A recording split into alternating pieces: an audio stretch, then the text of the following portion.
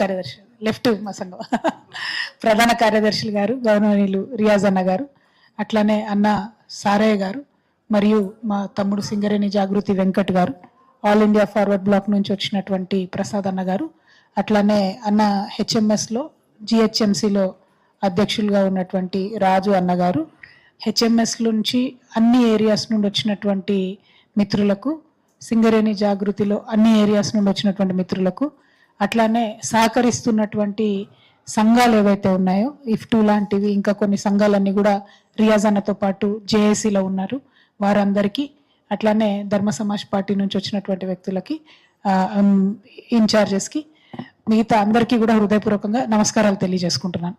ఇవాళ జనరల్గా ఏ రాష్ట్రంలో అయినా కూడా, ఏ దేశంలో అయినా కూడా, ఆ దేశంలో వాళ్ళకు ఉండేటటువంటి సహజ వనరులను ప్రజల కోసం, ప్రజల మేలు కోసం వాడుకునే ప్రయత్నం చేస్తారు. బొగ్గు అనేటటువంటిది మనమేం కొత్తగా పుట్టియలే, ప్రకృతి మనకిచ్చినటువంటి వరం. మరి ఆ ప్రకృతి ఇచ్చినటువంటి వరాన్ని తెలంగాణ ప్రజల మంచి కోసం ఎట్లా వాడాలి అని ఆలోచించేటటువంటి ప్రభుత్వాలు ఉంటేనేమో ప్రజలకు మేలవుతుంది, కానీ ఆ ఆలోచన లేనటువంటి ప్రభుత్వాలు ఉంటే ప్రజలకు నష్టం జరుగుతుంది. ఇవాళ రాష్ట్రంలో జరుగుతున్నది అదే. మనం అంతకుముందు ఉమ్మడి ఆంధ్రప్రదేశ్లో ఉన్నప్పుడు కూడా అసలు తెలంగాణ బిడ్డలు బతికిండ్రంటే అయితే దుబాయ్ పోయి, లేకపోతే బొగ్బాయి పోయి, లేకపోతే బొంబాయి పోయి అని చెప్పి మనం బాధతోనే ఆనాడు అనుకునేది. ఆనాడు ఉమ్మడి ఆంధ్రప్రదేశ్లో మనకు తిండికి గతి లేనటువంటి సమయంలో కూడా మరి మనకు ఫుడ్ పెట్టిందంటే సింగరేణి.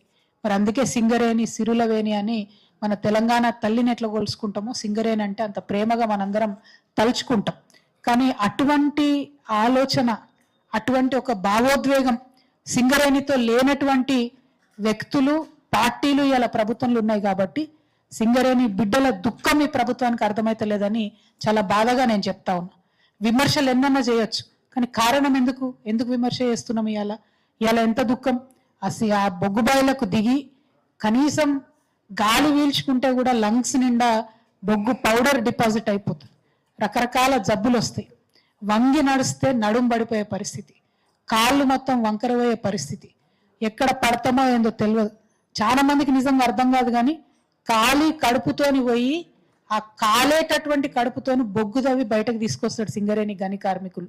చాలా మందికి దూరం ఉండి దానంతట అవే బొగ్గు వస్తుంది, దానంతట అవే కరెంట్ వస్తుంది అనుకుంటారు, కానీ ఒకసారి దిగితే లోపలికి అర్థమవుతుంది మైండ్ ఎట్లా ఉంటుంది అనేటటువంటి విషయం తెలియనటువంటి వాళ్ళు ఇవాళ అధికారంలో ఉన్నారు. కాబట్టి మన కష్టాలు అర్థమవుతలేవు. ఆనాడు తెలంగాణ వచ్చిన తర్వాత ఒకటే ఒక ఆలోచన చేసినాం. ఏంటిది?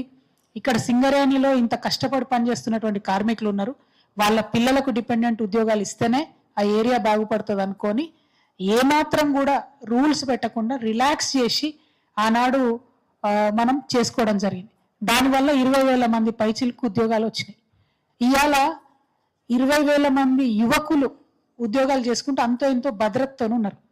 వాళ్ళ మీద కన్నుపడ్డది కాంగ్రెస్ ప్రభుత్వానికి. ఏమంటుండ్రు మొన్న బట్టి విక్రమార్క గారు, డిప్యూటీ సీఎం గారు అసెంబ్లీ సాక్షిగా, నేను ఎంక్వైరీ చేస్తే వీళ్ళకి ఉద్యోగాలు ఎట్లా ఇచ్చిర్రు అంటారు. కనీసం కొంచెమన్న ఆలోచన ఉండాలి. ఎందుకు ఇచ్చినాం అసలు? ఫస్ట్ ఆఫ్ ఆల్ ఉద్యోగాలు ఎందుకు ఇచ్చినాం అంటే తెలంగాణలో సఫర్ అయినాం కాబట్టి, సఫర్ అయినటువంటి సందర్భంలో ఆరోగ్యాలు ఓడగొట్టుకొని మొత్తం జీవితం పొడగొట్టుకొని అందులో పనిచేసిన కార్మికులు ఉన్నారు కాబట్టి ఆ కార్మికులు వాళ్ళ కుటుంబానికి రిలీఫ్ ఇవ్వాలి కాబట్టి అన్ని రకాల ఎగ్జామ్షన్స్ ఇచ్చుకున్నాం ఉద్యోగాలు. అవి ఇచ్చుకుంటాం.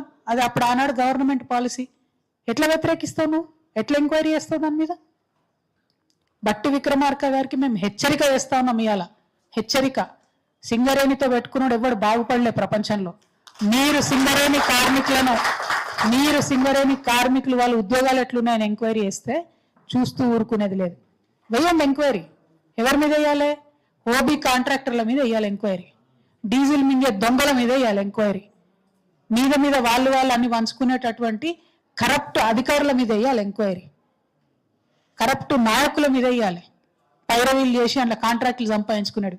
కష్టపడి చెమటోడ్చేటటువంటి కార్మికుడి మీద కాదు వేయాల్సింది. మీరు మీ ప్రతాపం వీళ్ళ మీద కాదు చూపించాల్సింది.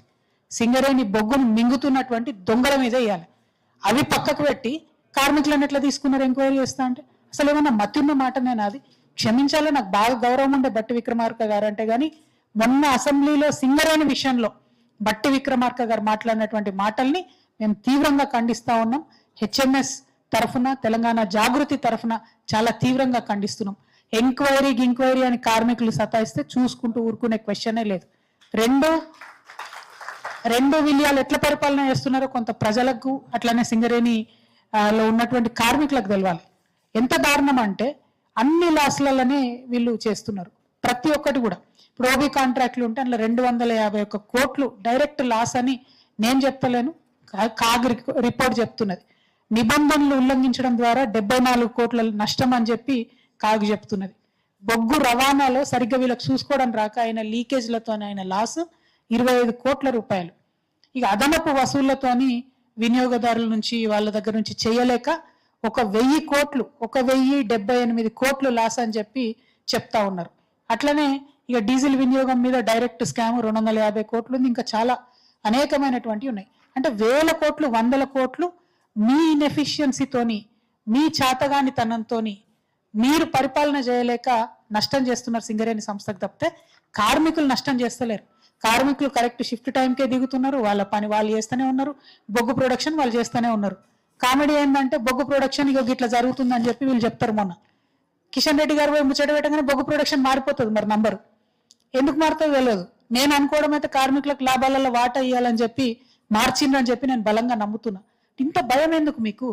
కార్మికులతోని వాళ్ళు కష్టపడి చెమట చిందిస్తేనే బొగ్గు వస్తుంది, డబ్బులు వస్తాయి, దాంతోనే కరెంట్ వస్తుంది. వాళ్ళతో లాభాలలో పంచుకోవడానికి వాటా మీకు ఏం అభ్యంతరం ఉన్నది? కాంట్రాక్టర్లకు దోషి పెడుతురు కదా 1000 కోట్లు. ఏముంది కార్మికులతో నష్టం మీకు చెప్పండి? ఇదొక పక్క. ఇంకో పక్క సింగరేణి సంస్థ స్వయం ప్రతిపత్తి కలిగినటువంటి సంస్థ. గవర్నమెంట్ రూల్ అప్లై కాదు. ఇప్పటిదాకా రియాజ్ అన్న గారు చెప్పినట్టు గవర్నమెంట్ రూల్ అప్లై కాదు, అది ఇండిపెండెంట్ అటానమస్ బాడీ.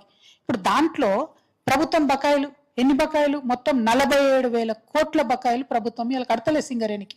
మరి ఎట్లా సంస్థ ఎట్లా సస్టైన్ అవుతుంది? అంటే బొగ్గు సప్లై చేస్తే ఎవరైనా ఒక వస్తువు ఇస్తే ఇమీడియట్ గా తీసుకుంటారు. బొగ్గు సప్లై చేస్తే ఇవ్వకుండా ప్రభుత్వం ఆపినటువంటి బకాయిలు 20,646 కోట్లు. అట్లనే విద్యుత్ సరఫరా చేస్తున్నటువంటి బకాయిలు 26,369 కోట్లు. అంటే మొత్తం 47,000 crores సింగరేణి సంస్థకి ఇవ్వకపోయేసరికి జీతాలు ఇవ్వడానికి కానీ, కొత్త మెషినరీ కొనడానికి కానీ, కార్మికుల సేఫ్టీకి సంబంధించినటువంటి ఏ ఒక్క ఐటమ్ కొనడానికి కానీ ఇలా పైసలు లేక ఇబ్బంది పడుతుంది. ఓకే,